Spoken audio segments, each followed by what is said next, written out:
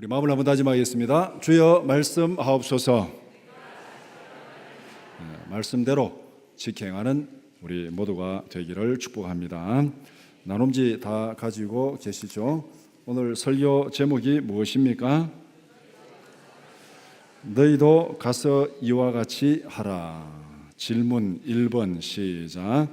감기에 걸려서 병원에 가면 의사가 진단을 한 다음에 무엇을 줍니까?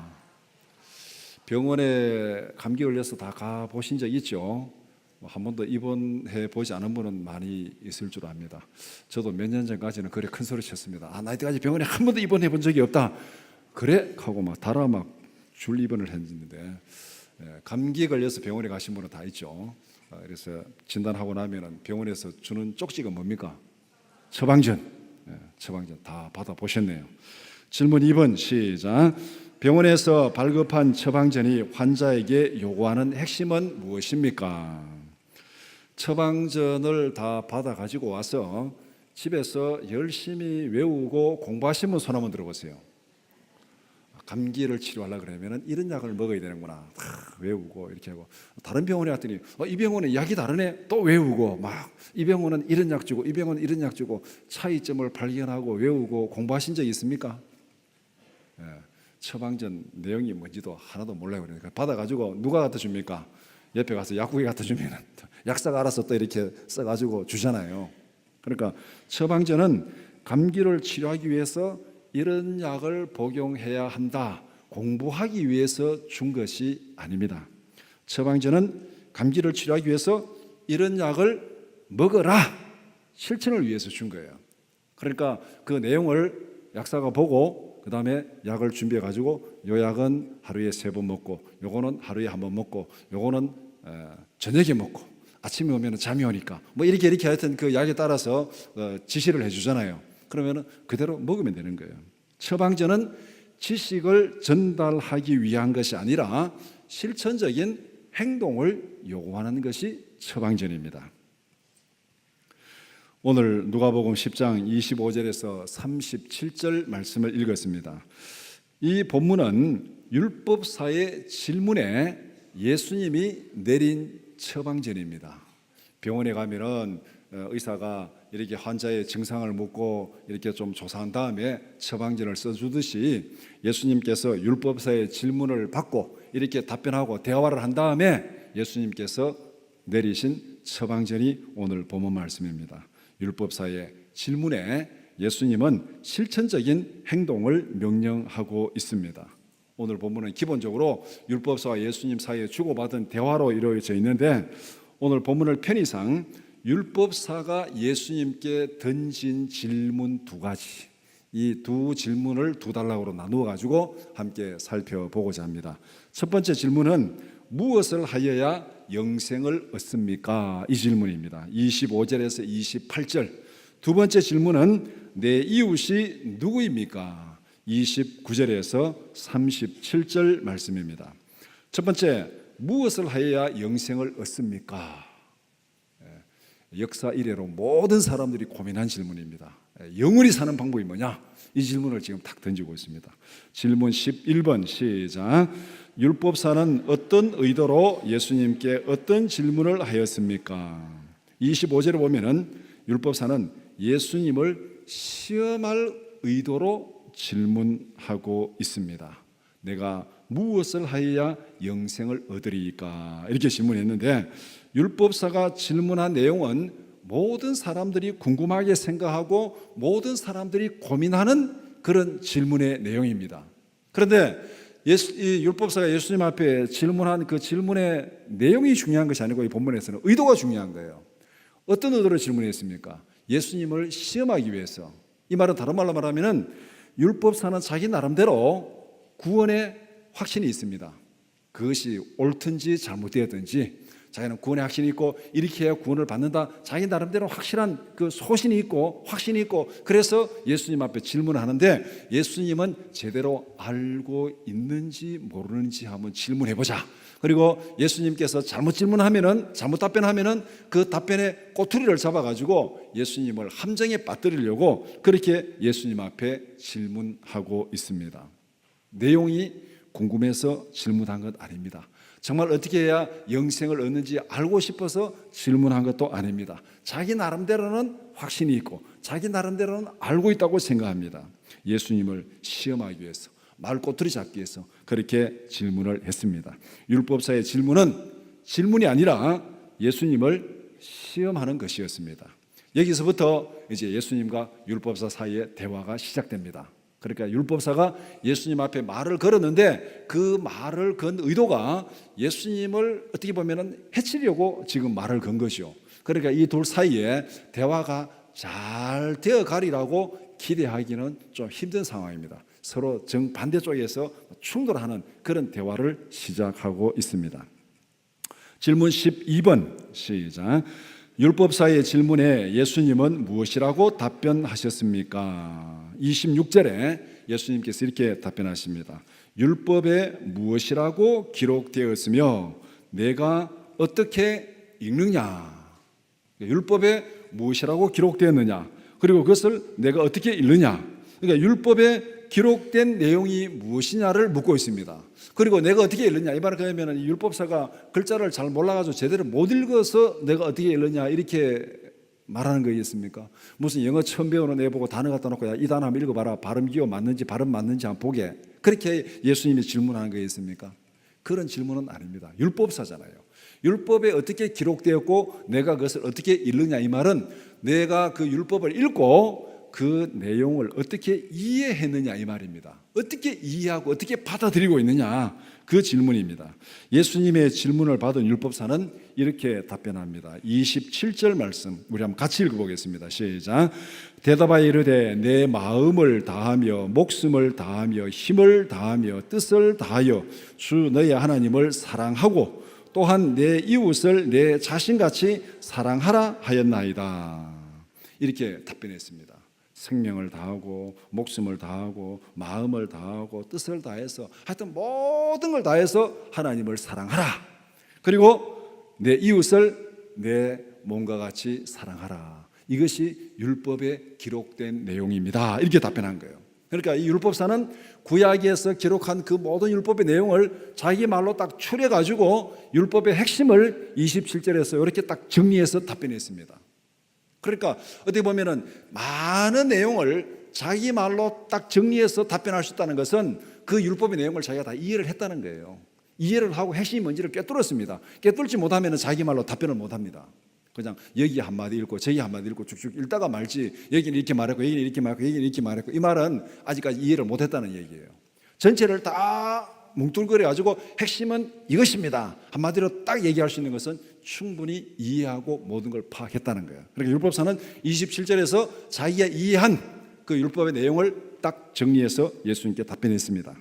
그러니까 율법사의 답변을 듣고 예수님께서 어떻게 말씀하셨습니까? 28절에 내 대답이 옳도다. 너가 말한 것이 맞다. 율법에 기록된 내용이 맞다. 내 대답이 옳도다. 이를 행하라. 그리하면 살리라. 율법사는 예수님의 칭찬을 들을 정도로 대답을 아주 잘 했습니다.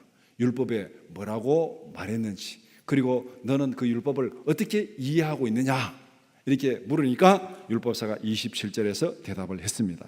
율법사는 역시 율법의 전문가답게 율법의 내용을 잘 알고 이해하고 자기 말로 한마디로 딱 정리해서 답변을 했습니다. 예수님 앞에 내 말이 옳도다 아주 칭찬도 들을 정도로 그렇게 답변을 했습니다. 질문 13번 시작. 예수님은 율법사에게 답변하시면서 무엇을 강조하십니까? 28절에 내가 율법을 잘 알고 있다. 내 말이 옳도다. 그러니까 너는 구원 받으리라. 이렇게 말하지 않았죠. 뭐라고 말씀했습니까? 내가 율법을 잘 알고 있다. 네가 알고 있는 대로 행동하라. 그러면 영생을 얻으리라. 그 중간에 하나가 딱 들어가 있습니다. 그게 뭡니까? 이를 행하라. 내 말이 옳도다. 이를 행하라. 그러면 살리라. 내 말이 옳도다. 너는 구원받았다. 이 말이 아니고 내 말이 옳도다. 이를 행하라. 그러면 살리라. 이렇게 예수님께서 답변하셨습니다. 예수님의 강조점은 율법에 대한 지식이 아니라 실천적인 행동에 강조점이 있습니다. 내 말이 옳도다 이를 행하라. 그러면 살리라. 영생에 관한 문제를 물었잖아요. 어떻게 하면 영생을 얻으리까? 내 말이 옳다. 너가 잘 알고 있으니까 영생을 얻었다 하니까 아니고 내 말이 옳도다 이를 행하라. 그리하면 살리라. 예수님의 초점은 바로 행동에 강조점이 있습니다. 예수님이 진단한 율법사의 질병은 이것입니다. 간단히 말하면 행동 결핍증. 의학 사전에 나오는 병명은 아닙니다. 제가 지어낸 병명입니다. 오늘 말씀에서 이 사마리아인의 비유가 우리가 너무너무 잘 아는 내용이잖아요. 아마 여기에 있는 분 대부분은 다 알고 있는 내용일 겁니다. 아마 설교도 여러 번 들었을 겁니다. 잘 알고 있는 이 본문이 어떻게 보면 설교하기가 굉장히 힘듭니다. 늘 들은 얘기이기 때문에. 그런데 이 율법사가 예수님하고 한마디 딱 질문하고 답변하고 해보니까 딱 율법사의 문제가 뭔지를 딱 알았습니다. 행동 결핍증. 율법에 대해서 해박한 지식은 가지고 있는데 행동이 전혀 따르지 않습니다. 이것이 율법사가 가지고 있는 영적인 질병입니다. 27절에서 답변한 대로 행동하라. 그러면 너가 구원을 받으리라. 행동하라. 이것이 내가 너에게 내린 처방전이다. 내 말이 옳다. 이를 행하라. 그러면 살리라. 이를 행하라. 그러면 살리라. 병을 고친다는 거잖아요. 이를 행하라. 그러면 너가 치료받고 살리라. 예수님이 내린 처방이 뭡니까? 이를 행하라. 이를 행하라. 그러면 살리라. 그렇게 처방을 내렸습니다. 믿음은 지식의 문제가 아니라 행동으로 순종하는 삶의 문제입니다. 믿음은 보고 듣고 깨달은 것을 행동으로 실천하는 것입니다. 율법사는 율법에 대한 지식은 있었으나 율법에 순종하는 행동이 없었습니다. 우리에게는 이런 행동 결핍증이 없습니까? 여러분 자신을 한번 생각해 보면은 성경을 알고 있는 대로 순종하고 있습니까? 성경을 알고 있는 대로 실천하고 있습니까? 이 질문에 나 그렇게 못하는데 그러면은 우리가 가지고 있는 증상은 행동 결핍증입니다. 제가 제 자신에게 질문해도 심각한 행동 결핍증이 내 안에 있어요. 말씀을 보고 듣고 읽은 대로 이해한 대로 그대로 행동이 따라주지 않는 그것이 행동 결핍증입니다. 요사이 젊은 청년들 중에 간혹 비타민 D 결핍증이 있다고 그렇게 이제 이 진단을 받는 애들이 있대요. 근데 비타민 D 저는 잘은 모르지만은 햇볕에 쏘다니면은 비타민 D 결핍증이 안 생기잖아요.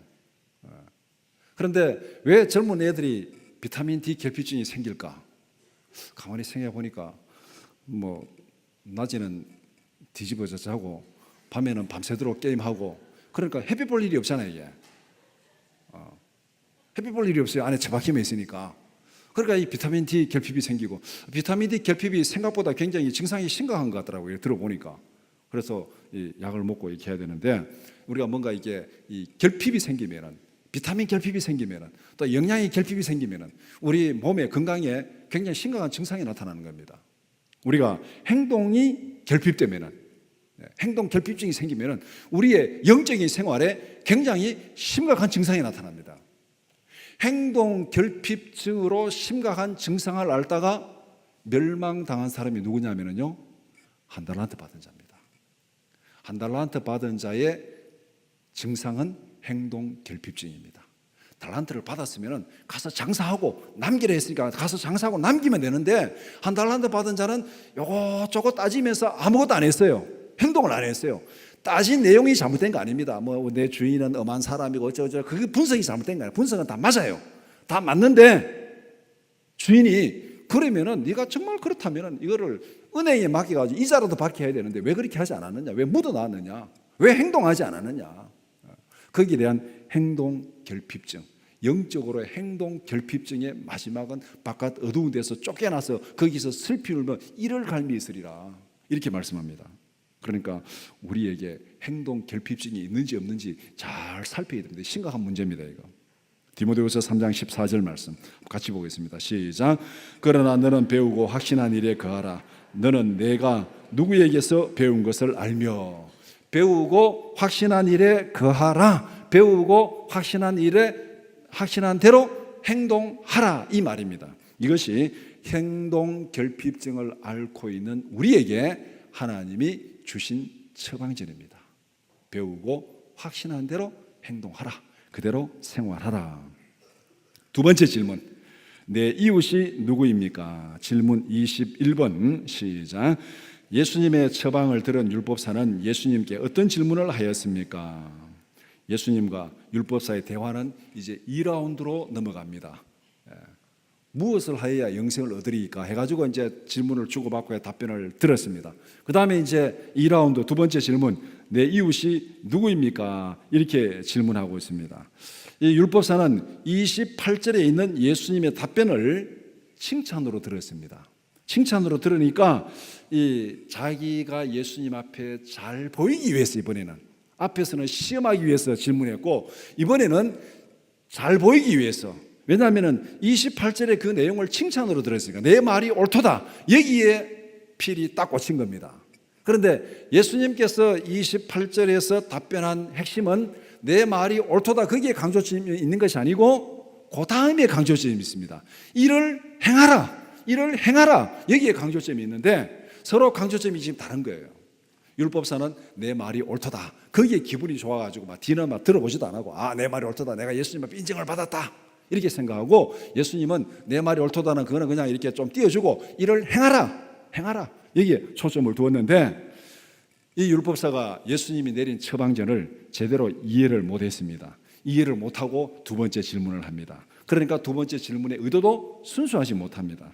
자기가 궁금해서 하는 것이 아니라 자기를 잘 보이려고 자기를 자랑하기 위해서 그렇게 질문합니다. 그래서 29절에 그러면 내 이웃이 누구입니까? 이렇게 질문합니다. 간단히 얘기하면 내 이웃이 될 만한 자격이 뭡니까? 이거 묻는 거예요. 내 이웃의 자격이 뭡니까? 많은 사람 다 내 이웃이 아니고 내 이웃이 될 만한 자격이 뭡니까? 이게 묻는 것이 그러면 내 이웃이 누굽니까? 이 질문입니다. 율법사는 자기의 수준에 맞는 이웃이 누구인지를 묻습니다. 자기 수준에 맞는 자신이 진짜 사랑할 수 있는 나의 이웃이 누구냐 이렇게 묻고 있습니다. 예전에 제가 미국에 있을 때 이런 얘기를 들은 적이 있습니다. 미국에 있을 때 그때 어떤 그 젊은 집사님이 그때 당시로 유치원 다니는 나이에 애를 둘 데리고 인천에 있는 자기 외할머니 집에, 그러니까 애들 외할머니 집에, 엄마로 보면은 자기 어머니 집에 이제 갔어요. 갔는데 그 미국에 살다가 갔으니까 뭐 한국의 사정을 잘 모르잖아요. 벌써 한 20, 30년 전 얘기입니다. 그래서 이렇게 가가지고 애들이 이제 외할머니 집에 가서 아파트 단지에 놀이터에 가서 노는데 옆에 애들이 와서 막 괴롭히더래요. 막 처음 보는 애니까 막 괴롭히다가 나중에 너 몇 동에 사느냐 하니까 몇 동에 산대 하니까 애들이 다 시시시 가더래요. 그래서 집에 와서 이제 이 애가 외할머니한테 얘기를 하니까 내가 놀이터에 가서 이렇게 놀다 보니까 옆에 있는 애들이 와서 막 괴롭히다가 몇 동에 사냐 몇 동에 산다니까 가더래요. 그래서 왜 그러냐 그러니까 그 할머니가 사는 동이 그 아파트 단지에서 제일 평수가 넓은 평이었대요. 그래서 이 같은 아파트 단지 안에 있어도 애들이 노는 부류가 다르대요. 나중에 내가 들은 노는 부류가 다르대요.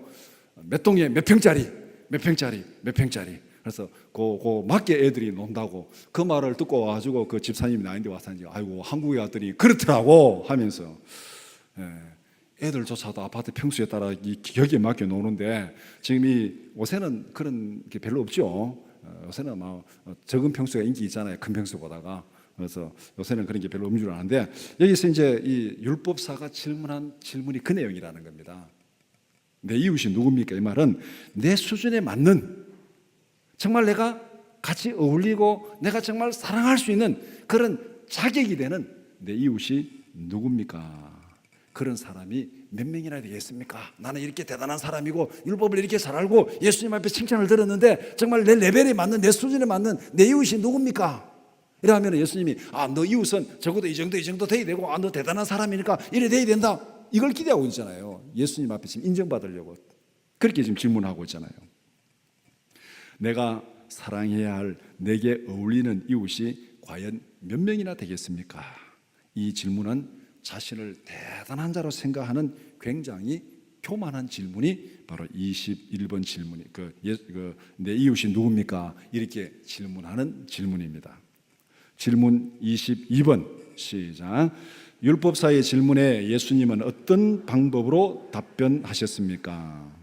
처방전을 제대로 깨닫지 못한 율법사의 질문입니다. 앞에서 얘기한 대로 율법사는 내 말이 옳도다 여기 피리 꽂혀가지고 질문했고, 예수님이 말한 거는 내 말이 옳도다 이를 행하라 여기에 강조점이 있었는데, 이를 행하라 하면은 자기 지금 행동하지 못한 걸 지금 얘기하고 이렇게 질문을 해야 맞는데 잘못 처방전을 이해하고 질문합니다. 그러니까 예수님께서 답변을 하실 때 이 뭔가를 지금 이해를 잘못했구나. 그러니까 예수님이 한마디로 답변하는 것이 아니고 비유를 들어가지고 상세하게 이야기를 하면서, 그런데 말이야 이런 일이 있는데 하면서 이제 비유를 들었다는 것은 그 사람에게 상세하게 설명해가지고 확실하게 심어주기 위해서 지금 예수님께서 답변하십니다. 비유로 답변하신 그 비유가 우리가 너무나도 잘 알고 있는 그 유명한 선한 사마리아인의 비유입니다. 비유의 내용은 대략 이렇습니다. 어떤 한 사람이 예루살렘에서 여리고로 내려가다가 거기 지형적으로 계곡이 있고 막 하여튼 그렇게 설명합니다. 그럼 우리에게 중요한 것도 아니고, 그러니까 내려가다가 강도를 만났습니다. 강도들이 그 사람의 옷을 벗기고 가진 것을 빼앗고 두들겨 패가지고 거의 죽게 된 상태가 되어서 길가에 버렸습니다. 그러니까 중상을 입은 거예요. 자기 스스로 어떻게 갈 수도 없고 이제는 거기에 일어날 수도 없고 뭐 소리 질러가지고 도움을 요청할 수도 없고 거의 죽게 되었으니까 거의 막 의식만 살아있는 그런 상태에 움직이지도 못하는 그 상황에서 길거리에 버려두고 갔다 이렇게 말하고 있습니다. 그러면은 강도 만난 사람 입장에서 보면은 다른 사람의 도움이 없으면 이 사람은 절대 살아날 수 없는 절망적인 상황입니다. 누군가의 도움이 필요합니다. 자기가 혼자서는 어디 가서 도움을 요청할 수도 없고 뭐 어디 소리 지를 수도 없고 거의 죽어가지고 지금 이렇게 막 의식만 있는 그 상태인데 누군가 도움이 절대적으로 필요한 상황이죠. 그런데 이 사람이 어렴풋이 보니까 이제 제사장이 지나갑니다. 아무도 안 지나가면 자기는 죽잖아요. 제사장이 지나갑니다. 희망이 생겼습니까? 생기지 않겠습니까? 희망이 생겼죠.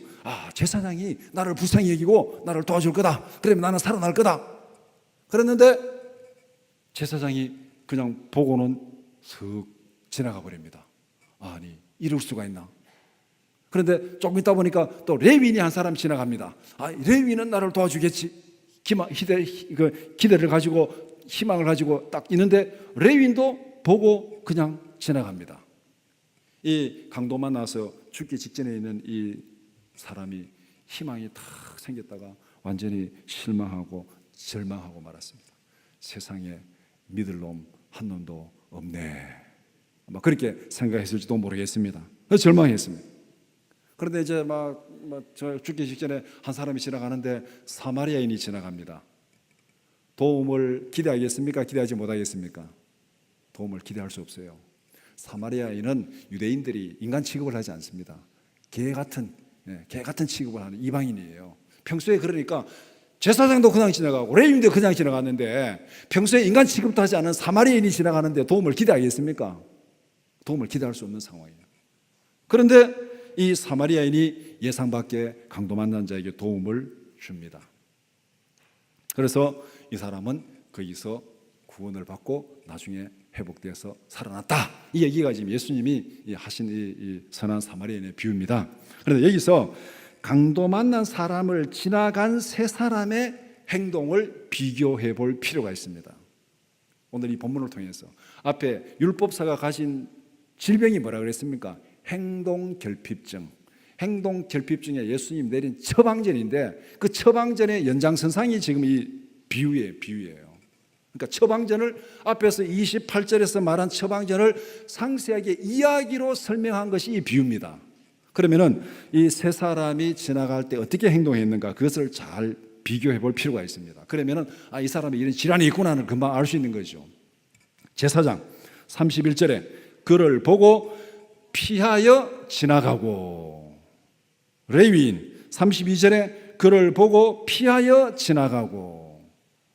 강도 만난 자에게 어떤 행동을 했습니까? 안 했습니까? 하나도 안 했어요. 레위인도 행동하지 않고 지나갔고 제사장도 행동하지 않고 지나갔고, 이들은 행동 결핍증을 가지고 있는 증상 그대로 지금 행동을 하고 있습니다.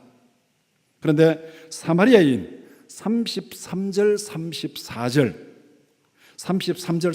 우리 한번 같이 읽겠습니다. 시작.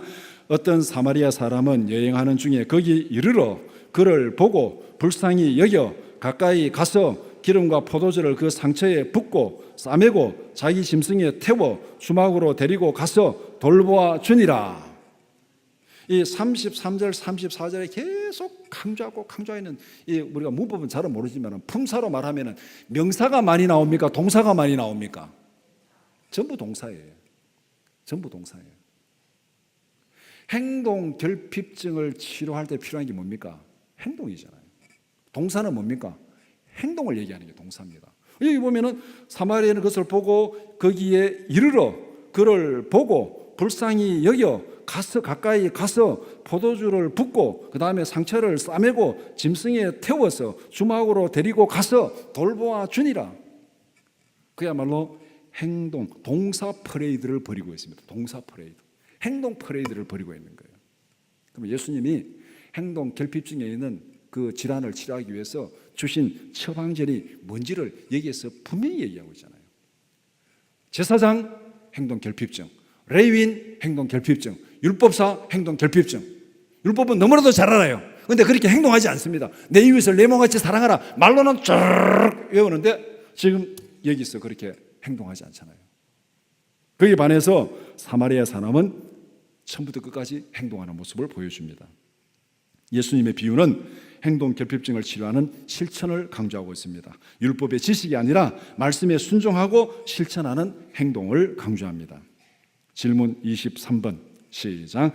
비유를 말씀하신 후에 예수님은 율법사에게 어떤 질문을 하셨습니까? 36절에 내 생각에는 이 세 사람 중에 누가 강도 만난 자의 이웃이 되겠느냐? 이렇게 질문했습니다. 여기서 예수님께서 율법사에게 던진 질문의 초점이 어디 있는지를 잘 봐야 됩니다. 율법사가 예수님에게 던진 질문이 뭐였습니까? 앞에서. 그러면 내 이웃이 누구입니까? 이렇게 물었어요. 내 이웃이, 내가 그 초점, 내 이웃이 누구입니까? 중심은 나예요. 나에게 맞는, 내 자격 조건에 맞는, 내 수준에 맞는 내 이웃이 누굽니까? 이렇게 질문을 했습니다. 그런데 예수님은 율법사에 어떤 질문을 던졌습니까? 누가 강도 만난 자의 이웃이 되겠느냐? 강도 만난 자가 중심입니다. 강도 만난 자에게 이웃이 되어줄 사람이 누구냐? 이게 묻습니다. 지금 강도 만난 자는 다 뺏기고 두들겨 맞아가지고 지금 죽기 직전에 있습니다. 아무 능력도 없어요. 그 수준에 맞는 사람이 아니고 정말 그에게 필요한 이웃이 누구냐? 이렇게 질문하고 있습니다. 나의 이웃이 아니라 너는 누구의 이웃이 되어줄 수 있느냐? 이 질문입니다. 내가 사랑할 만한 자격을 갖춘 나의 이웃이 누구인지 묻기 전에 너 자신이 먼저 도움이 필요한 사람에게 사랑을 베풀어주는 이웃이 되라. 이것이 예수님께서 율법사에게 질문한 질문입니다. 강도 만난 사람이 나중에 건강을 회복한 다음에 누구를 자기 몸과 같이 사랑하는 이웃으로 생각하겠습니까?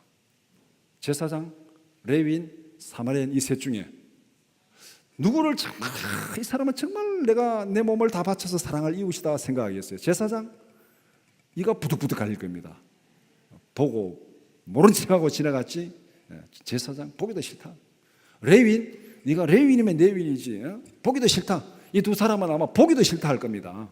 그런데 사마리아인, 평소에는 인간 취급하지 않고 개같이 취급하는데 그 사마리아인 보고 당신은 여전히 개 같은 이방인입니다 이렇게 말할 수 있겠어요? 자기 생명을 구원해 준 은인인데 사마리아인이고 뭐고 불문하고 당신은 내 생명의 은인입니다 하고 굉장히 아마 존경하고 사랑할 것입니다. 예수님의 질문은 너 자신이 먼저 강도 만난 자의 이웃이 되어 주라는 것입니다. 다시 말하면 내 이웃이 누구인지 자기에 따지지 말고 너 자신이 먼저 자격 없는 자의 이웃이 되어 주라. 그러면 그 사람이 너의 이웃이 될 거다. 너 자신이 먼저 자격 없는 자의 이웃이 되어 주라. 이것이 예수님께서 말씀하신 핵심입니다. 질문 24번 시작. 율법사의 답변을 들은 예수님께서 율법사에게 내린 처방은 무엇입니까? 예수님의 질문은 누가 강도 만난 자의 이웃이 되겠느냐 이렇게 물었죠. 그의 율법사의 답변은 자비를 베푼 자니이다 그렇게 답변했습니다. 율법사의 답변을 들은 예수님은 또다시 처방을 내립니다. 37절 가서 너도 이와 같이 하라. 율법의 지식이 아니라 실천적 행동을 강조합니다.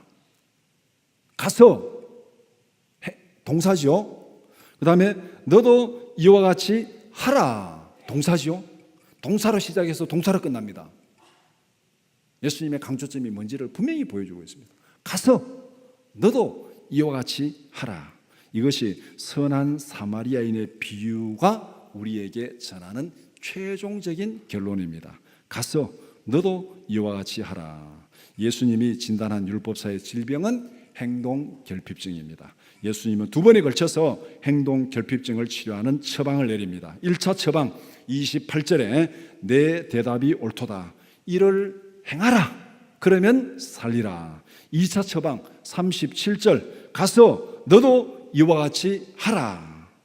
행동결핍증을 치료하는 예수님의 처방전은 이것입니다. 누가 내 이웃인가를 따지지 말고 먼저 다른 사람의 이웃이 되어라. 자격을 따지지 말고 먼저 너 자신이 이웃이 되어라. 남에게 대접을 받고 사는 대로 너도 남을 그렇게 대접하라. 예수님 말씀하신 황금률과 그대로 딱 적용되는 것. 이것이 예수님이 내린 처방전입니다. 말씀을 정리해 봅시다. 오늘 말씀이 전하고자 하는 핵심 메시지는 간단합니다. 하나님의 말씀을 듣고 그 말씀대로 순종하고 실천하라. 하나님의 말씀은 우리의 영적 질병을 치료하기 위한 하나님의 처방전입니다.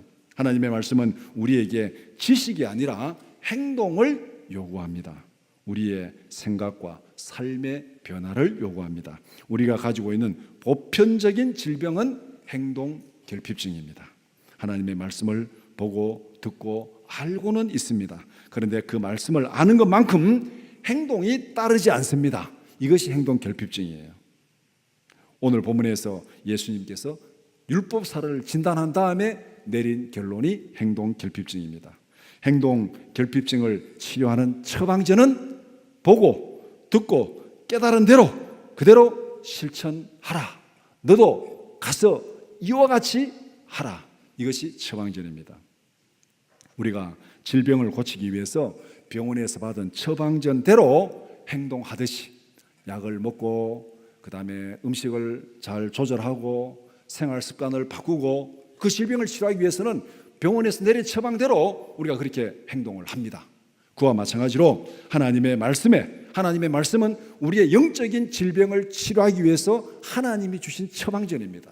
그러니까 그 처방전대로 하나님의 말씀대로 적극적으로 순종하고 실천하는 우리 모두가 되기를 축복합니다. 기도드리겠습니다.